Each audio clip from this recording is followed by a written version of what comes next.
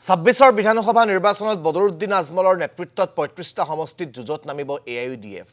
বৰপেটাত দলীয় কৰ্মী সভাত অংশ লৈ বদৰুদ্দিন আজমলৰ উপস্থিতিতে এই ঘোষণা জনিয়াৰ বিধায়ক ৰফিকুল ইছলামৰ। সংখ্যালঘু সম্প্ৰদায়ৰ লগতে বঞ্চিত জনগোষ্ঠীৰ সমস্যা সমাধানৰ দায়িত্ব যদি কংগ্ৰেছে লয় তেতিয়া নিৰ্বাচন নেখেলে এআইইউডিএফে।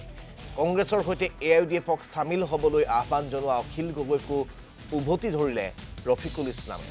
অখিল গগৈয়ে কংগ্ৰেছৰ সৈতে থাকি বিজেপিৰ হৈ কাম কৰি আছে বুলি মন্তব্য ৰফিকুল ইছলামৰ।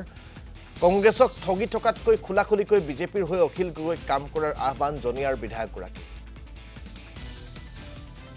আপোনালোকে দেখিছে আমি প্ৰস্তুতি লৈ আছো।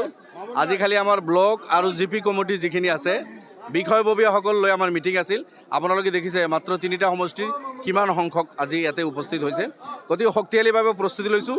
আমি বুথ লেভেললৈকে গৈ আছোঁ আৰু আমি শক্তিশালীভাৱে নিৰ্বাচনত অৱতীৰ্ণ হ'ম।